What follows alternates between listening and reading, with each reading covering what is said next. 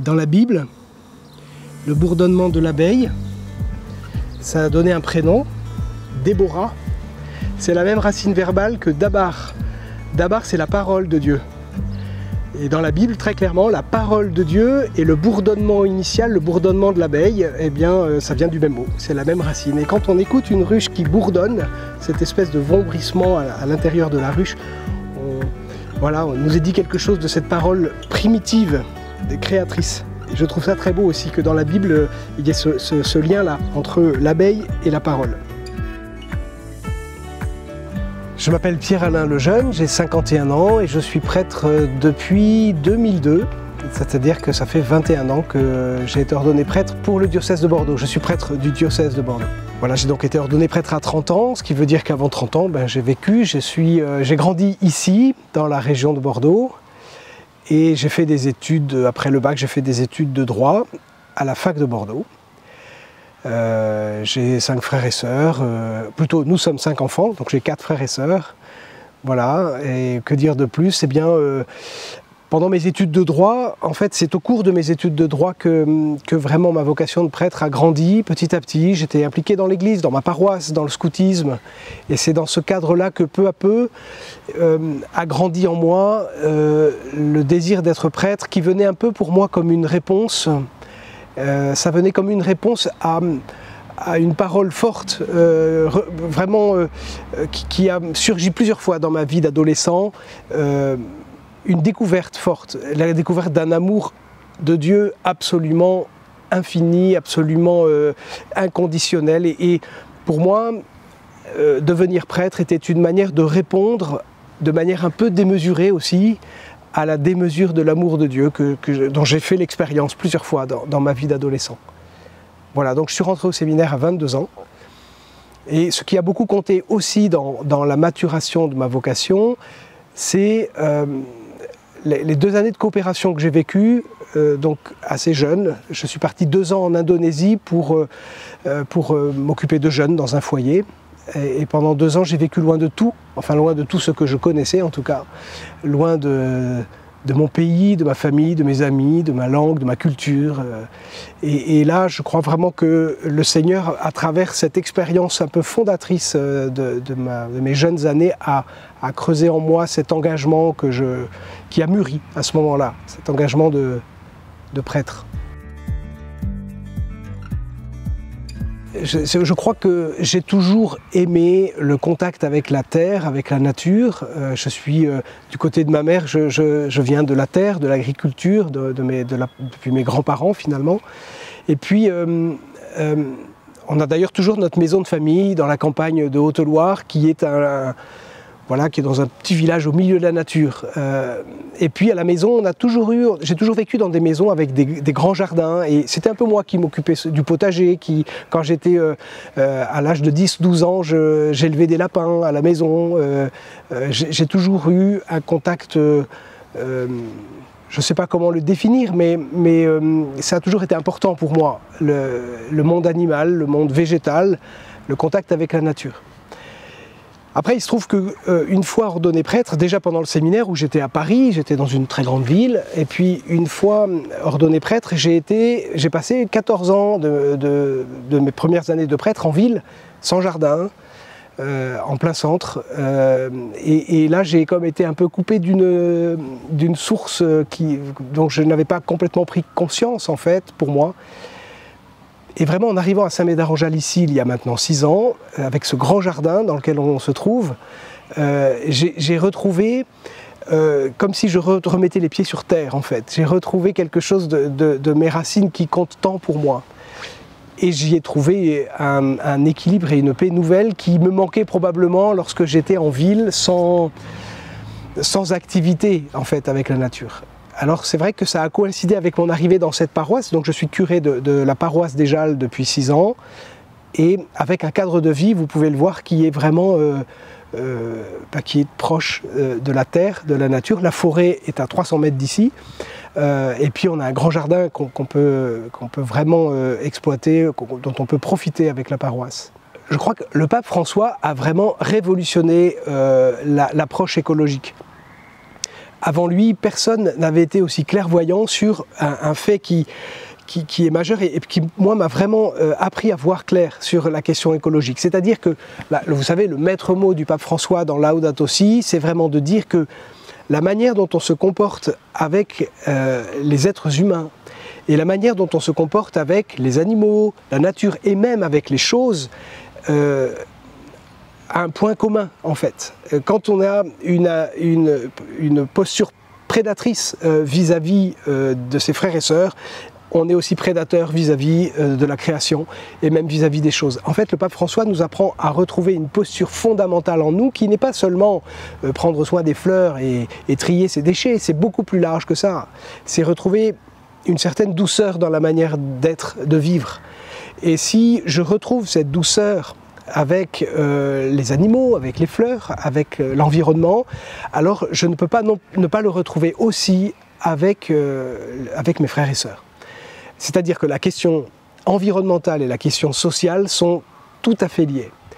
Et c'est en ça que cette encyclique est révolutionnaire, parce qu'elle élargit complètement le débat, elle nous évite de nous enfermer dans une approche qui serait que environnementaliste, c'est-à-dire une approche un peu légère et un peu passe-partout, où en fait respecter la nature c'est seulement trier ses déchets ou économiser de l'eau, mais en fait ça c'est 3 fois rien, c'est infiniment plus que le pape François nous invite à vivre comme remise en cause en fait, remise en cause personnelle de notre manière de faire, de notre posture intérieure.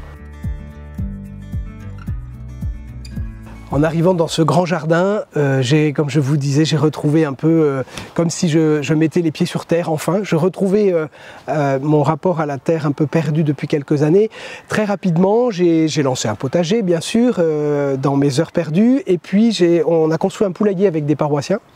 L'idée étant que ces poules, alors non seulement on leur donne tous nos déchets alimentaires à manger, et ça fait tout ça de moins dans les poubelles, mais elles pondent de bons œufs, et l'idée étant que ces œufs, nous comme prêtres ici, on est 3 prêtres, on ne peut pas manger tous les œufs de nos poules, et donc on les laisse en libre service à l'accueil paroissial, ce qui fait que des gens qui viennent à l'accueil le soir pour inscrire un enfant au catéchisme ou préparer leur mariage peuvent repartir avec des œufs, passer la première surprise parce que les gens ne sont pas venus d'abord pour faire leurs courses.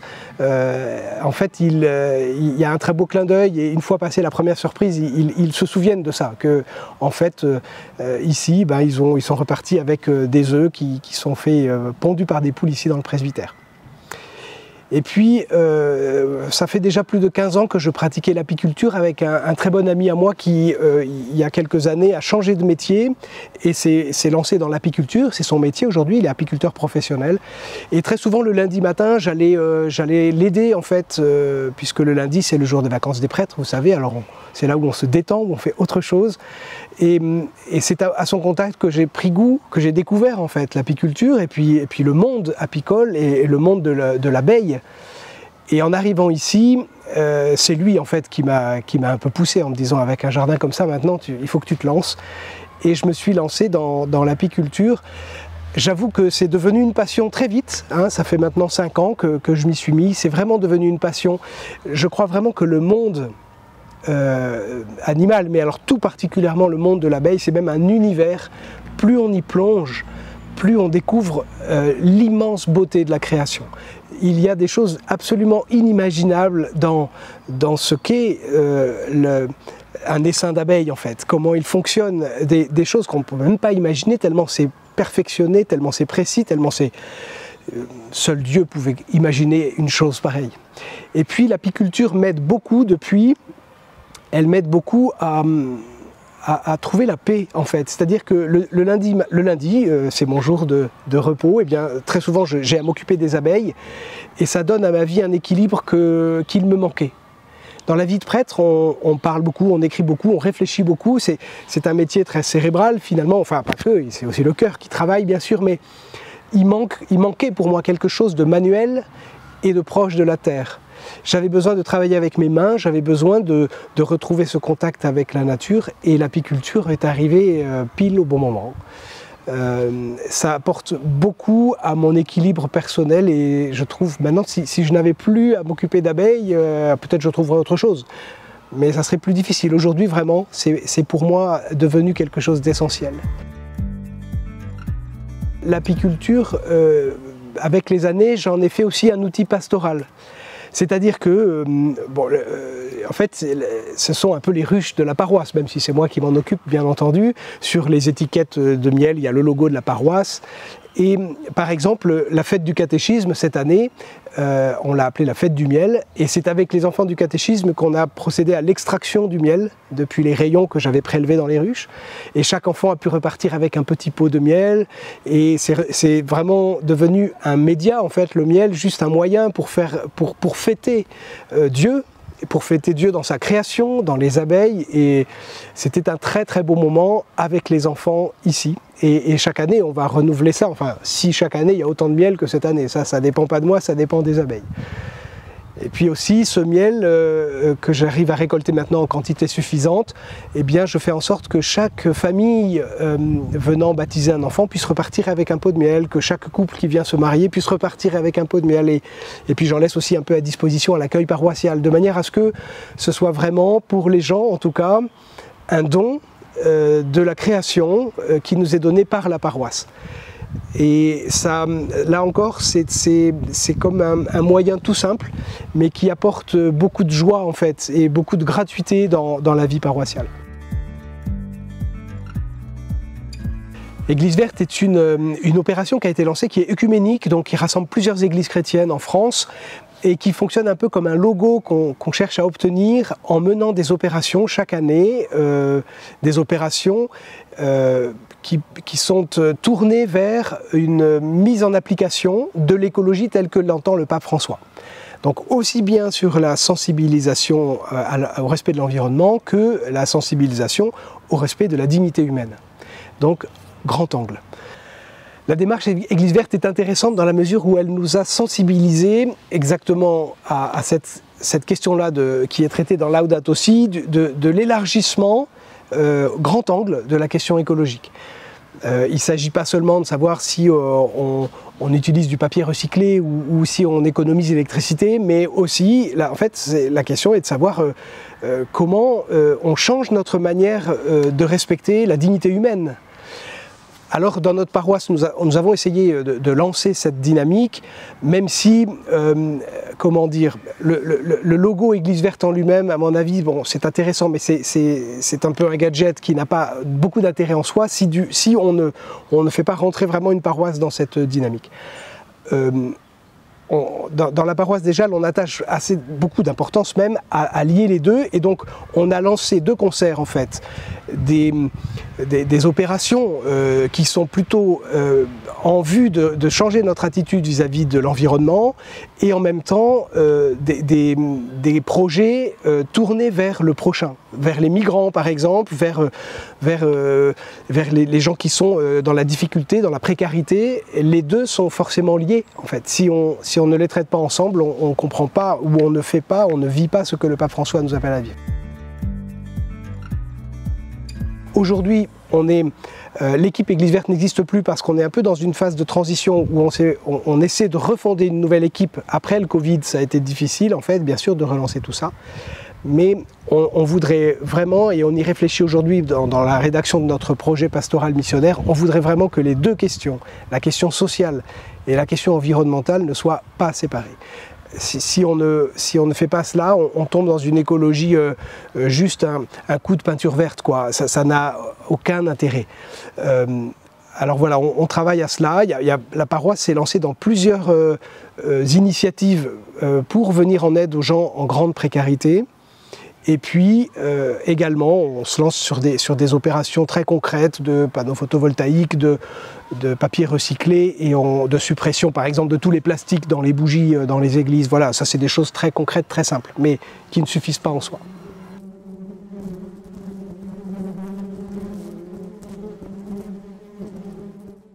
Donc là, je fais juste une visite d'automne. Je veux juste vérifier qu'elles ont suffisamment de nourriture en ce moment pour, comme on leur a prélevé du miel cet été. Et voilà, nous entrons dans le sanctuaire. Il y a le petit bout de plastique, c'est simplement que j'avais nourri il y a quelques semaines avec un peu de protéines, parce que pendant la grande canicule, la courte mais forte canicule d'août, il n'y avait plus rien à butiner.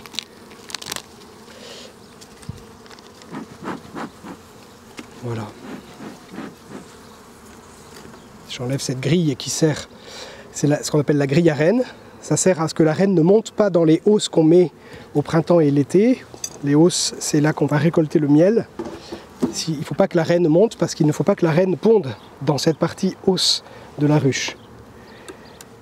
Dans cette partie hausse de la ruche où on va ne faire que récolter ce que l'on peut prélever à la ruche. On ne prélève jamais ce qui est dans ce qu'on appelle le corps de ruche parce que c'est vital pour les abeilles.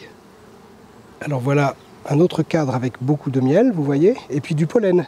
Les taches jaunes que l'on voit ici, c'est du pollen. Le pollen, c'est plutôt des protéines et c'est très utile pour nourrir les larves. Et vous voyez qu'elles ont bien travaillé ces dernières semaines parce qu'elles ont rempli aussi bien avec le nectar, elles ont fait du miel et puis elles ont stocké le pollen aussi.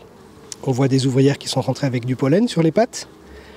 Voilà, elles vont aller le stocker avec l'aide de celles qui s'occupent de la manutention dans la ruche pour pouvoir nourrir les larves. Il y a un code couleur international. Les reines qui sont nées en 2023, par exemple, elles sont de couleur rouge. Et les marquer sur le dos, ça nous aide à les retrouver très facilement. Parce que vous imaginez, regardez, elle est là. Vous la voyez? Vous voyez qu'elle est plus grande que les autres abeilles. Mais quand vous avez... Là, il y a peu d'abeilles parce qu'on est à l'automne. Mais au printemps, quand il y a 50 000 abeilles dans la ruche, pour trouver la reine, si elle n'est pas marquée, c'est sportif. Donc je suis content, cette reine est bien là et elle a l'air en forme. Et donc je peux refermer Mélissa, puisque c'est le nom de cette ruche qui se rapproche à Saint-Mélès. Mélissa, c'est celle qui, dans la mythologie, c'est celle qui va chercher le miel. Et Saint-Mélès était apiculteur lui aussi. En fait, les apiculteurs nous aident à comprendre que une colonie, ce ne sont pas plein de petits animaux différents. En fait, c'est un corps social. Si bien que quand on tue une abeille, vraiment, c'est pas bien, il ne faut pas tuer d'abeille, mais c'est pas un organe, c'est juste un organe, pardon, qu'on tue. C'est pas un animal. L'animal, il est collectif, il est social. Et ça nous aide aussi à envisager de manière beaucoup plus globale, en fait, la vie. La vie entre les abeilles, elle est totalement interdépendante les unes des autres. Par exemple, vous savez que quand une abeille vous pique, elle meurt. Ce qui signifie qu'une abeille ne vous piquera que certainement pas pour se défendre elle-même, parce que ce serait absurde, l'abeille ne vous piquera que pour défendre les autres. En fait, elle se sacrifie pour défendre le reste de la colonie. C'est beau, en fait, de découvrir ce que l'abeille nous apprend de ce qu'est un sacrifice, de se donner pour les autres. Et il y a comme ça, il y a une multitude de petits détails dans la vie de la ruche qui est très beau, en fait, à découvrir. D'ailleurs, c'est pas pour rien si depuis l'Antiquité, les philosophes et les théologiens aussi, et les pères de l'Église ont beaucoup écrit sur l'abeille comme un moyen comme une parabole, en fait, une parabole de la vie chrétienne.